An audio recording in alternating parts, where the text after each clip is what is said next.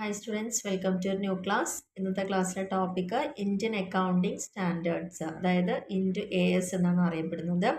IFRSന്റെ കേസിൽ നമ്മൾ പറഞ്ഞു ഇതിനോടനുബന്ധിച്ചിട്ട് രണ്ട് ഓപ്ഷൻസ് ആണ് ഒരു രാജ്യത്തിനുള്ളത്. One is to adopt IFRS, ഒന്നില്ലെങ്കിൽ IFRS നമ്മൾ സ്വീകരിക്കുക, അഡോപ്റ്റ് ചെയ്യുക, ദത്തെടുക്കുക. ആസ് ഇറ്റ് ഈസ് എങ്ങനെയാണോ IFRS ഉള്ളത് അതേപോലെ തന്നെ നമ്മളതിനെ മുഴുവനായിട്ടും നമ്മുടെ രാജ്യത്തെ അക്കൗണ്ടിങ് സ്റ്റാൻഡേർഡുമായിട്ട് അതിലേക്ക് കോർത്തിണക്കുക എന്നുള്ളതാണ് അവിടെ പറയുന്നത്. ഇതിനെയാണ് IFRS അഡോപ്ഷൻ എന്ന് പറയുന്നത്. രണ്ടാമത് second is to converge a countries accounting standards with IFRS. രണ്ടാമതൊരു രാജ്യത്തിനുള്ള ഓപ്ഷൻ എന്ന് പറയുന്നത് എന്താണ്? നമ്മുടെ നിലവിൽ രാജ്യത്തുള്ള അക്കൗണ്ടിങ് സിസ്റ്റവുമായിട്ട് IFRSുമായി ചേർന്ന് ചില മോഡിഫിക്കേഷൻസ്, ചില വ്യത്യാസങ്ങളൊക്കെ കൊണ്ടുവരാം.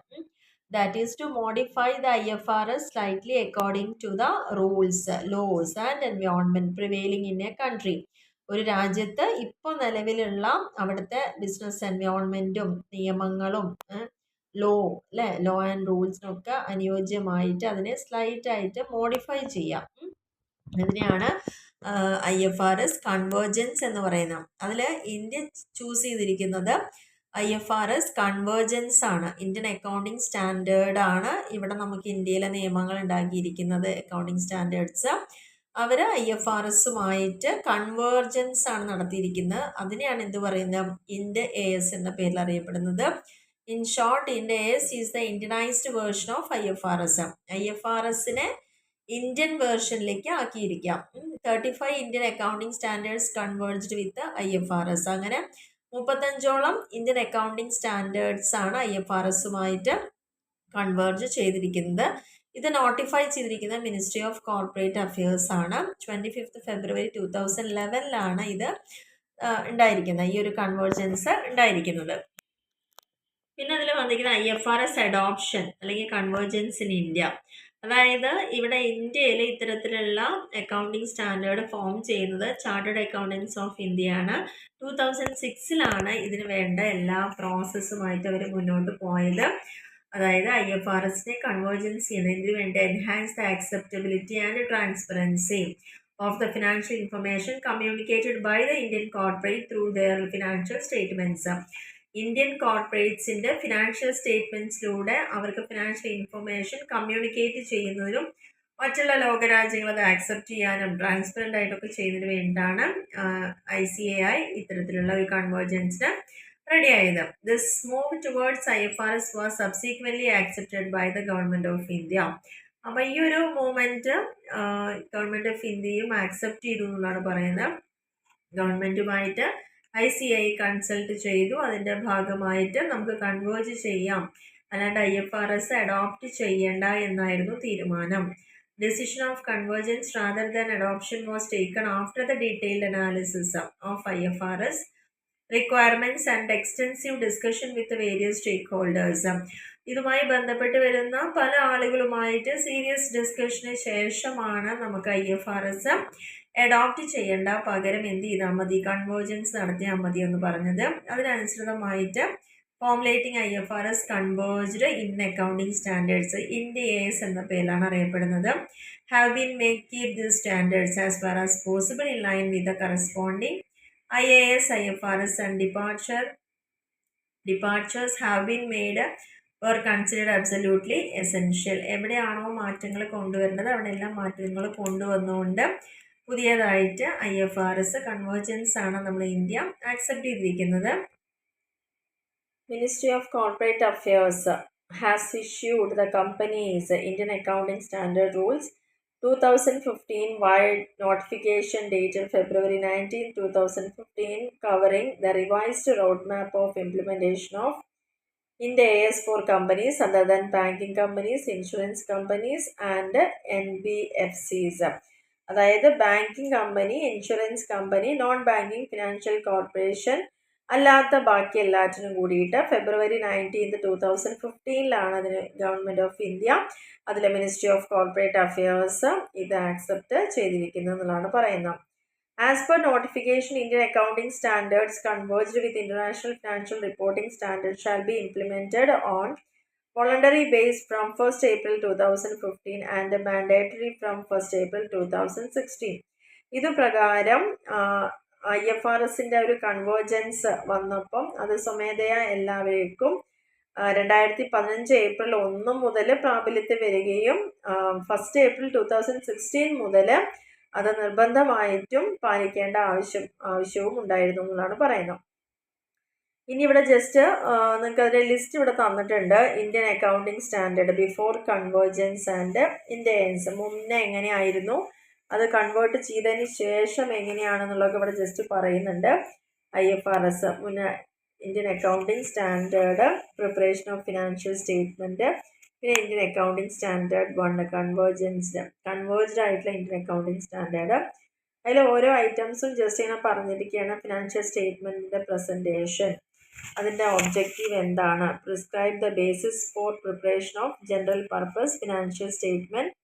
അതായത് നമുക്ക് ഏത് കമ്പനി ആണെങ്കിലും അവരുടെ ഫിനാൻഷ്യൽ സ്റ്റേറ്റ്മെൻറ്റ് അല്ലെങ്കിൽ മുന്നത്തെ പീരീഡിലുള്ള ഫിനാൻഷ്യൽ സ്റ്റേറ്റ്മെൻറ്റുമായിട്ട് കമ്പയർ ചെയ്യാൻ സാധിക്കുക എന്നാണ് ഒന്നാമത്തേൽ പറയുന്നത്. രണ്ടാമത്തെ ഇൻവെൻട്രീനെ എങ്ങനെ ട്രീറ്റ് ചെയ്യണം എന്നുള്ളതാണ്. എത്രത്തോളം റൈറ്റ് ഡൗൺ ചെയ്യണം, നെറ്റ് റിയലൈസബിൾ വാല്യൂ എന്താണ്, കോസ്റ്റ് എങ്ങനെ ഡിറ്റർമിൻ ചെയ്യണം എന്നുള്ള കാര്യങ്ങൾ. പിന്നെ പറഞ്ഞിരിക്കുന്നത് ക്യാഷ് ഫ്ലോ സ്റ്റേറ്റ്മെൻറ്റിനെ കുറിച്ചാണ്. എങ്ങനെയാണ് informations, cash and cash equivalence ഒരു എൻറ്റിറ്റിയുടെ ക്യാഷ് ഫ്ലോ സ്റ്റേറ്റ്മെൻറ്റിൽ കാണിക്കേണ്ടത്, എന്തൊക്കെ സ്റ്റാൻഡേർഡാണ് ഇതിന് പ്രൊവൈഡ് ചെയ്യേണ്ടത്, ഗൈഡൻസും അത്തരത്തിലുള്ള കാര്യങ്ങളെക്കുറിച്ചൊക്കെ തന്നിട്ടുണ്ട്. പിന്നെ അക്കൗണ്ടിങ് പോളിസികളെ കുറിച്ച് ഇവിടെ പറയുന്നുണ്ട്. Change the accounting estimates and errors, objectives, prescribe criteria, എങ്ങനെയാണ് അക്കൗണ്ടിങ് പോളിസീസൊക്കെ മാറ്റം വന്നിരിക്കുന്നത്, സെലക്ട് ചെയ്യേണ്ടത്, അക്കൗണ്ടിങ് ട്രീറ്റ്മെൻറ്റ് എങ്ങനെയാണ് ഡിസ്ക്ലോസ് ചെയ്യേണ്ടത് ആ ചേഞ്ചസിന് അക്കൗണ്ടിങ് പോളിസീസിൽ, അക്കൗണ്ടിങ് എസ്റ്റിമേറ്റ്സും കറക്ഷൻസ് എന്തെങ്കിലുമൊക്കെ ഉണ്ടെങ്കിൽ എങ്ങനെ ചെയ്യേണ്ടതെന്നുള്ള കാര്യങ്ങൾ. പിന്നെ 10ൽ പറഞ്ഞിരിക്കുന്ന events after the balance sheet date കഴിഞ്ഞതിന് ശേഷം വരുന്ന ഈവൻറ്റ്സിനെ എങ്ങനെ റെക്കോർഡ് ചെയ്യണം. When an entity should adjust the financial statement for events after the reporting പീരീഡിന് ശേഷം വരുന്ന കാര്യങ്ങൾ എങ്ങനെയാണ് നമ്മൾ അഡ്ജസ്റ്റ്മെൻറ്റിൽ കാണിക്കേണ്ടത്. Disclosure that entity should give about the date when the financial statement is approved and about events after reporting period. അതിനെക്കുറിച്ച് disclose ചെയ്യാം. ആ ഒരു ഡേറ്റും ഫിനാൻഷ്യൽ സ്റ്റേറ്റ്മെൻറ്റ് അപ്രൂവ് ചെയ്യുന്നതിന് മുന്നുള്ള കാര്യങ്ങളും അതിന് ശേഷമുള്ള റിപ്പോർട്ടിംഗ് പീരീഡൊക്കെ. പിന്നെ കൺസ്ട്രക്ഷൻ കോൺട്രാക്റ്റുകൾ എങ്ങനെയാണ്, അതിൻ്റെ objectives, accounting treatment, revenue and cost ഒക്കെ ഇതുമായി ബന്ധപ്പെട്ട് വരുന്നത് എങ്ങനെ ട്രീറ്റ് ചെയ്യണം. പിന്നെ 12ൽ ഇൻകം ടാക്സ് ആണ്. അക്കൗണ്ടിങ് ട്രീറ്റ്മെൻറ്റ്, ടാക്സിന് വേണ്ട ട്രീറ്റ്മെൻറ്റ് എങ്ങനെയാണ്. പിന്നെ പ്രോപ്പർട്ടി പ്ലാന്റ് എക്യുപ്മെൻ്റ് ഒക്കെ എന്തിൻ്റെ ബേസിലാണ് നമ്മൾ കാണിക്കുക, ഇത്തരം പ്രിൻസിപ്പിളിനെ ബേസ് ചെയ്തിട്ടാണ്. Recognition of asset, determination of carrying amount, depreciation charges, impairment losses, അതുമായി ബന്ധപ്പെട്ട് വരുന്ന കാര്യങ്ങൾ. 17ലെ ലീസിനെ കുറിച്ചാണ് പറയുന്നത്. Lessee, lessor, appropriate accounting policy, disclosure to apply in relation to ലീസുമായി ബന്ധപ്പെട്ട് വരുന്ന കുറച്ച് കാര്യങ്ങൾ. 18ൽ പറയുന്ന റവന്യൂ ആണ്. Accounting treatment of revenue arising from certain types of transaction and events, ചില പ്രത്യേകതരം ട്രാൻസാക്ഷനും ഈവൻറ്റ്സ് ഒക്കെ ചെയ്യുമ്പോൾ എങ്ങനെയാണ് റവന്യൂവിനെ ട്രീറ്റ് ചെയ്യേണ്ടത് എന്നുള്ളത്. 19ൽ പറയുന്ന എംപ്ലോയീസിന് കൊടുക്കുന്ന ബെനിഫിറ്റിനെ കുറിച്ചാണ്. അതിൽ പ്രധാനമായിട്ടും whether the cost of employee benefit should be recognised as A liability or an expense. ഒരു എംപ്ലോയിക്ക് കൊടുക്കുന്ന ബെനിഫിറ്റ് ഒരു കമ്പനിയെ സംബന്ധിച്ചോളം കമ്പനിയുടെ ചെലവാണോ അതോ ബാധ്യതയാണോ എന്നുള്ള കാര്യം. Amount of liability or expense that should be recognised, എത്ര രൂപ അവർക്ക് വേണ്ടി നമ്മൾ ചിലവാക്കുന്നുണ്ട് അല്ലെങ്കിൽ അതൊരു ബാധ്യതയായിട്ട് കാണുന്നുണ്ട് എന്നുള്ളത് എങ്ങനെ റെക്കഗ്നൈസ് ചെയ്യുന്നത് എങ്ങനെയാണെന്നുള്ളത്. പിന്നെ 20ൽ പറഞ്ഞിരിക്കുന്നത് accounting for government grant, disclosure of government assistance, അത്തരം കാര്യങ്ങളാണ്. To prescribe accounting disclosure requirements of government grants in the financial statements. To give an indication, എങ്ങനെയാണ് ഈ ഒരു എൻറ്റിറ്റി അതുകൊണ്ടുള്ള ഗുണങ്ങൾ എങ്ങനെ റിപ്പോർട്ടിംഗ് പീരീഡിൽ കൊടുക്കുമ്പോഴുള്ള ആ ഫേമിന് വരുന്ന കാര്യങ്ങളെക്കുറിച്ച്, ബെനിഫിറ്റിനെ കുറിച്ചൊക്കെയാണ് അവിടെ പറഞ്ഞിരിക്കുന്നത്.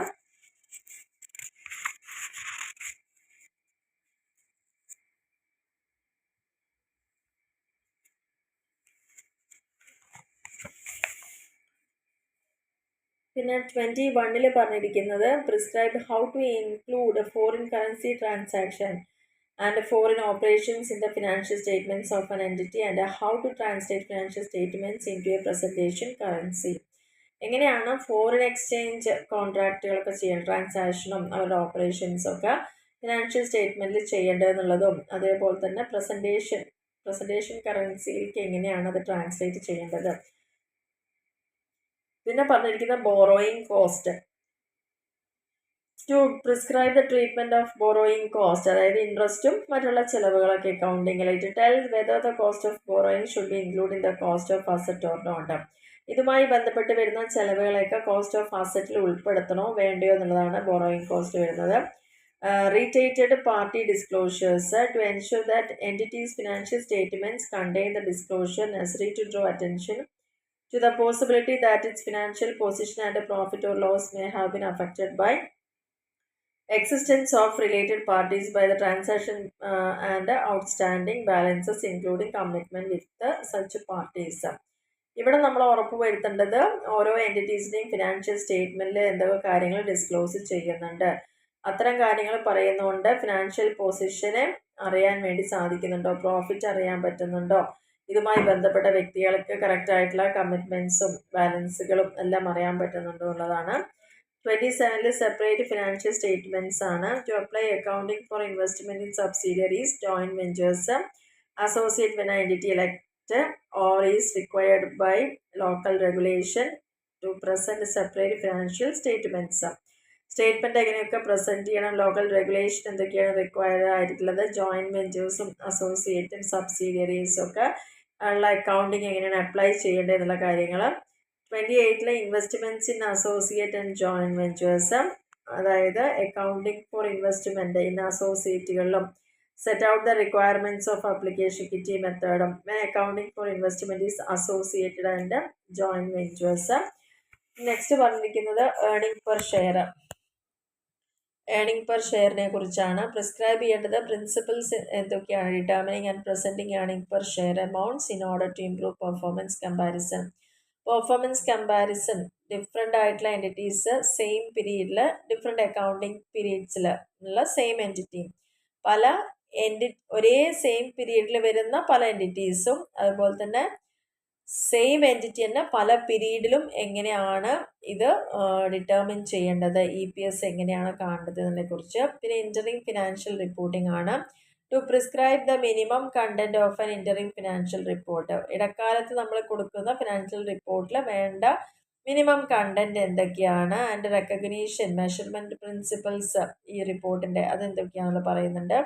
പിന്നെ impairment of asset, to give guidance to determine whether an asset is impaired, ഒരു അസറ്റ് ഇമ്പയർഡ് ആണോ അല്ലെങ്കിൽ how the impairment should be recognised, എങ്ങനെയാണ് ആ ഒരു ഇമ്പയർമെൻറ്റ് റെക്കഗ്നൈസ് ചെയ്യേണ്ടത്. Also specify an entity reverse and impairment loss and what disclosures must be made. എന്തൊക്കെയാണ് ഒരു എൻറ്റിറ്റിക്ക് impairment ആയിട്ട് വരുന്നത്, എന്തൊക്കെ കാര്യങ്ങൾ ഡിസ്ക്ലോസ് ചെയ്യണം. പിന്നെ പറഞ്ഞ 37 പ്രൊവിഷൻസ് എങ്ങനെയാണ്, കണ്ടിജന്റ് ലയബിലിറ്റി അസറ്റുകളും. Appropriate recognition criteria measurement basis are applied to provision, ഓരോന്ന് നമ്മൾ മാറ്റി വയ്ക്കേണ്ട പ്രൊവിഷൻ, അവരുടെ കണ്ടിജന്റ് ലയബിലിറ്റികൾ, അസറ്റുകൾ, എല്ലാ ഇൻഫർമേഷൻസും കിട്ടിയിരുന്നുള്ള കാര്യങ്ങളാണ്. 38 ഇൻടാഞ്ചിബിൾ അസറ്റ് ആണ്. To prescribe the accounting treatment and recognition measurement and disclosure requirements of an intangible asset. Accounting treatment and recognition measurement എങ്ങനെ മെഷർ ചെയ്യണം, എങ്ങനെ റെക്കഗ്നൈസ് ചെയ്യണം, അതിൻ്റെ അക്കൗണ്ടിങ് ട്രീറ്റ്മെൻറ്റ് എങ്ങനെയാണ്, ഇൻടാഞ്ചിബിൾ അസറ്റിൻ്റെയാണ് ഇപ്പോൾ ഈ പറഞ്ഞിരിക്കുന്ന കാര്യങ്ങളെല്ലാം. പിന്നെ 39 പറഞ്ഞ financial instruments recognition and measurement, അതായത് how to recognise a financial asset or liability in the balance sheet. ഒരു ബാലൻസ് ഷീറ്റിൽ നമുക്ക് എങ്ങനെയാണ് ഇത് റെക്കഗ്നൈസ് ചെയ്യാൻ പറ്റുന്നത്, ഫിനാൻഷ്യൽ അസറ്റോ ലയബിലിറ്റിയോ ഒക്കെ. How to recognize financial asset or liability from the balance sheet, എങ്ങനെയാണ് recognize ചെയ്യാൻ പറ്റുക, and classify the financial asset or liability into different categories and their measurement. പിന്നെ 40 പറഞ്ഞിരിക്കുക investment property, to prescribe the accounting treatment and disclosure requirements for investment property. ഒരു investment പ്രോപ്പർട്ടിയുടെ requirements disclose ചെയ്യുന്ന റിക്വയർമെൻറ്റ്സും accounting ട്രീറ്റ്മെൻറ്റും എന്തൊക്കെയാണെന്നാണ് പറഞ്ഞിരിക്കുന്നത്.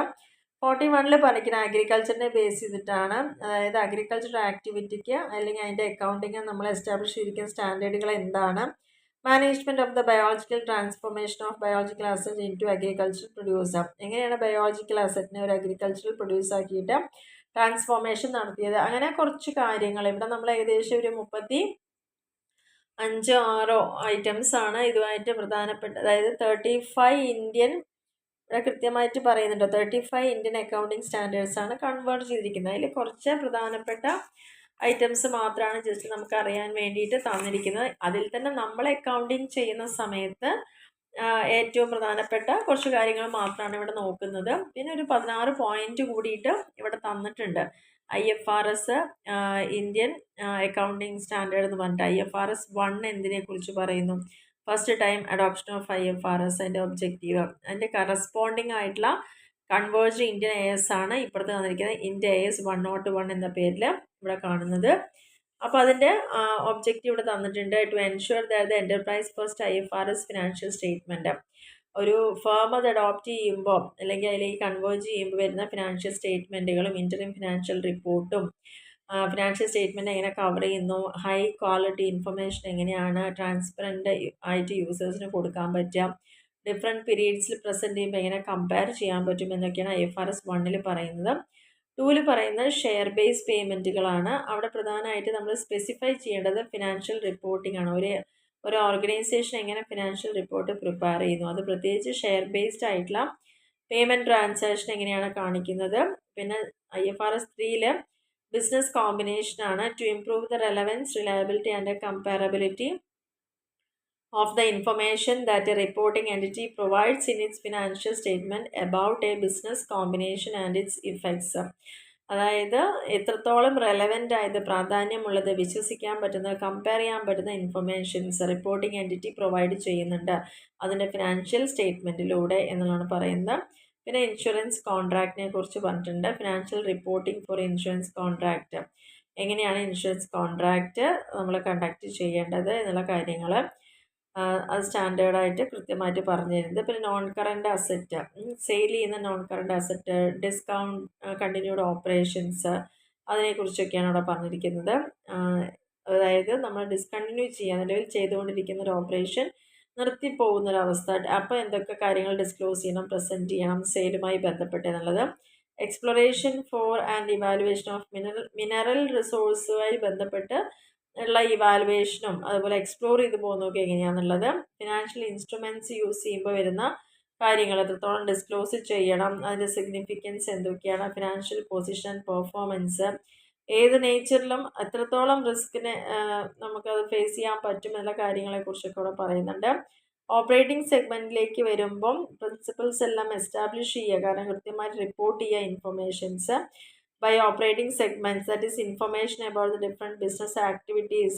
ഒരു എൻറ്റിറ്റിയുടെ പല ബിസിനസ് ആക്ടിവിറ്റി ആയിട്ടുള്ള കാര്യങ്ങളൊക്കെ റിപ്പോർട്ട് ചെയ്യുക എന്നുള്ളത് ഡിഫറെൻറ്റ് എക്കണോമിക് എൻവയോൺമെൻറ്റിലും വിച്ച് ഇറ്റ് ഓപ്പറേറ്റ്സ്, എവിടെയാണോ അത് ഓപ്പറേറ്റ് ചെയ്യുന്ന ആ ഡിഫറെൻ്റ് ആയിട്ടുള്ള എക്കണോമിക് എൻവയോൺമെൻറ്റിൽ നിന്നുകൊണ്ട് ആ എൻറ്റിറ്റിയുടെ ബിസിനസ് ആക്ടിവിറ്റി, അതും ഡിഫറെൻ്റ് ആയിട്ടുള്ള ആക്ടിവിറ്റീനെ ഇൻഫർമേഷൻസ് ഓരോ സെഗ്മെൻറ്റ്സ് ആയിട്ട് റിപ്പോർട്ട് ചെയ്യുക.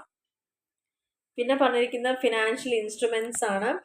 ഫിനാൻഷ്യൽ ഇൻസ്ട്രുമെൻറ്റ്സിൽ പ്രത്യേകിച്ച് പറയാനുള്ള കാര്യങ്ങളെന്ന് പറയുന്നത് ഒരു പ്രിൻസിപ്പൾസ്, ഫിനാൻഷ്യൽ റിപ്പോർട്ടിങ്ങിൻ്റെ അസറ്റുകളും ലയബിലിറ്റികളൊക്കെ എങ്ങനെയാണ് പ്രസൻറ്റ് ചെയ്യേണ്ടത്, യൂസേഴ്സിന് എങ്ങനെ കൃത്യമായിട്ട് വളരെ ഇമ്പോർട്ടൻ്റ് ആയിട്ടുള്ള ഇൻഫർമേഷൻസ് കൊടുക്കാൻ പറ്റും സ്റ്റേറ്റ്മെൻറ്റിലൂടെ, അതിൻ്റെ ടൈമിങ്, അൺസർട്ടനിറ്റി ഓഫ് എൻറ്റിറ്റിയുടെ ഫ്യൂച്ചർ ക്യാഷ് ഫ്ലോസ്, ഇത്രയും കാര്യങ്ങൾ. കൺസോളിഡേറ്റഡ് ഫിനാൻഷ്യൽ സ്റ്റേറ്റ്മെൻ്റ് ആണ് പിന്നെ പറഞ്ഞിരിക്കുന്നത്. Establish principles for the presentation, എന്തൊക്കെ പ്രിൻസിപ്പിൾസ് ആണ് പ്രസൻറ്റ് ചെയ്യാൻ വേണ്ടി യൂസ് ചെയ്യേണ്ടത്, എങ്ങനെയാണ് കൺസോളിഡേറ്റഡ് ഫിനാൻഷ്യൽ സ്റ്റേറ്റ്മെൻറ്റ് പ്രിപ്പയർ ചെയ്യേണ്ടത്, എപ്പോഴാണ് ഒരു എൻറ്റിറ്റിക്ക് ഒന്നിലധികം എൻറ്റിറ്റീസിനെ കൺട്രോൾ ചെയ്യാൻ പറ്റുന്നത്. പിന്നെ 11 പറഞ്ഞ ജോയിൻ്റ് അറേഞ്ച്മെൻ്റ് ആണ്. Prescribe the accounting procedures by entities that jointly control and arrangement, എങ്ങനെയാണ് ഒന്നിലധികം എൻറ്റിറ്റീസ് ചേർന്നുകൊണ്ട് ഇത്തരത്തിലുള്ള അറേഞ്ച്മെൻറ്റുകൾ ചെയ്യുന്നത്, ജോയിൻ്റ് അറേഞ്ച്മെൻറ്റ് ചെയ്യുന്നത്. പിന്നെ ഇൻട്രസ്റ്റ് ഇൻ അതർ എൻറ്റിറ്റീസ്, മറ്റുള്ള എൻറ്റിറ്റീസിനുള്ള നമ്മുടെ ഇൻട്രസ്റ്റ് എങ്ങനെ ഡിസ്ക്ലോസ് ചെയ്യാം, അതായത് to require the disclosure of information that enables users of financial statements to evaluate on the nature and risk associated with, അതിൻ്റെ സ്വഭാവവും അതിൻ്റെ റിസ്ക് എത്രത്തോളം ഉണ്ട് അതുമായി ബന്ധപ്പെട്ട് വരുന്നത്. ഇൻട്രസ്റ്റ് ഇൻ അതർ എൻറ്റിറ്റീസ്, മറ്റുള്ള എൻറ്റിറ്റീസുമായിട്ടുള്ള നമ്മുടെ ഇൻട്രസ്റ്റുകൾ. And effects of these interest in financial position. അങ്ങനെ നമ്മൾ ഇൻട്രസ്റ്റ് കൊടുക്കുകയും വാങ്ങുകയൊക്കെ ചെയ്യുമ്പോൾ അതെങ്ങനെ നമ്മുടെ ഫിനാൻഷ്യൽ പൊസിഷനെ അഫക്റ്റ് ചെയ്യുന്നുണ്ട്. ഫിനാൻഷ്യൽ പെർഫോമൻസും ക്യാഷ് ഫ്ലോ ഒക്കെ എങ്ങനെയാണെന്നുള്ള അവിടെ പറയുന്നത്. 13 പറയുന്നത് ഫെയർ വാല്യൂ മെഷർമെൻ്റ് ആണ്. ഫെയർ വാല്യൂ മെഷർമെൻറ്റ് കൃത്യമായിട്ട് എന്താണ് fair value? Set out in single Ind AS framework for measuring fair value. Fair value measure ചെയ്യുന്നതിന് വേണ്ടിയിട്ട് സിംഗിൾ ആയിട്ടുള്ള ഒരു ഇൻഡ് എസ് അവിടെ സെറ്റ് ഔട്ട് ചെയ്തിട്ടുണ്ട്. And it requires disclosures about fair value measurements. പിന്നെ അതേപോലെ തന്നെ ഫെയർ വാല്യൂ മെഷർമെൻറ്റ് ചെയ്യാനുള്ള എല്ലാ കാര്യങ്ങളും ഡിസ്ക്ലോസ് ചെയ്തിട്ടുണ്ട്. Regulatory deferral accounts to specify the financial reporting requirements for regulatory deferral account balance. അതായത് ഒരു എൻറ്റിറ്റി കുറച്ച് ഗുഡ്സ് ആൻഡ് സർവീസസ് കസ്റ്റമേഴ്സിന് ഒരു പ്രൈസിന് rate that is subject to rate regulation അതിനെ ബേസ് ചെയ്തുകൊണ്ട് കൊടുക്കുമ്പോൾ എങ്ങനെയാണത് ഡെഫറൽ അക്കൗണ്ടായിട്ട് മാറുന്നത്. റവന്യൂ ഫ്രം കോൺട്രാക്റ്റ് വിത്ത് കസ്റ്റമേഴ്സുമായിട്ട് കോൺട്രാക്റ്റിൻ്റെ ഫലമായിട്ട് കിട്ടുന്ന റവന്യൂവിനെ എങ്ങനെ ട്രീറ്റ് ചെയ്യണം എന്നുള്ളതാണ്. Establish principles that an entity shall apply to report useful information to users financial statements about the nature, amount, timing, uncertainty of revenue, cash flows arising from a contract with a കസ്റ്റമറുമായിട്ടുള്ള കോൺട്രാക്റ്റിൻ്റെ ഭാഗമായിട്ട് ഉണ്ടാകുന്ന cash ഫ്ലോയും അതുപോലെ തന്നെ നമുക്ക് കിട്ടാൻ പോകുന്ന revenue എത്രത്തോളം certain ആണ് uncertain ആണ്, ടൈമിങ്, എമൗണ്ട്, നേച്ചർ ഇതിനെയൊക്കെ ബേസ് ചെയ്തിട്ട്. 16ാമത്തെ പോയിന്റിൽ പറയുന്നത് ലീസ് അപ്ലിക്കബിൾ ടു 1/4/2019 മുതൽ തന്നെ അപ്ലിക്കബിൾ ആണ്. ലീസിൻ്റെ കേസിൽ അവിടെ ലെസറും ലെസ്സിയും അവരുടെ റെലവൻറ്റ് ഇൻഫർമേഷനും അതുപോലെ തന്നെ അവരുടെ ഫെയ്ത്ത്ഫുൾ റെപ്രസെൻറ്റേഷനും ഒരു ട്രാൻസാക്ഷനെ കുറിച്ചുള്ള കാര്യങ്ങളൊക്കെ അവിടെ പറഞ്ഞിട്ടുണ്ട്. അപ്പോൾ ഇത്രയാണ് കുറച്ച് പോയിന്റുകൾ നമ്മൾ കൺവേർജ് ചെയ്തതിനെ കുറിച്ച് പറഞ്ഞിരിക്കുന്നത്. അപ്പോൾ ജസ്റ്റ് ഇതിലിപ്പോൾ നമുക്ക് എല്ലാം കാണാപ്പാടം പഠിക്കേണ്ട കാര്യങ്ങളൊന്നുമില്ല. എങ്ങനെയാണ് ആ മാറ്റങ്ങൾ വന്നത് അല്ലെങ്കിൽ എന്തിലൊക്കെയാണ് മാറ്റം വന്നത്, നമ്മൾ നേരത്തെ പറഞ്ഞ പോലെ തന്നെ ഒരു 35 പോയിന്റുകളാണ് ഇന്ത്യൻ കൺവേർജൻസ് സംഭവിച്ചിരിക്കുന്നത്, IFRS ആയിട്ട് കൺവേർജ് ചെയ്തിരിക്കുന്നത് എന്നുള്ള മാത്രമാണ് ജസ്റ്റ് ഇവിടെ നമുക്ക് നോക്കാനുള്ളത്. അപ്പോൾ ഇന്ന് നമുക്ക് ഇത്രയും ഒരു ടോപ്പിക്ക് മാത്രമാണ് ഡിസ്കസ് ചെയ്തിട്ടുള്ളൂ. നമുക്ക് വരുന്ന വീഡിയോയിൽ ബാക്കി ഇതിനെക്കുറിച്ച് ഡീറ്റെയിൽ ആയിട്ട് തന്നെ നോക്കാം.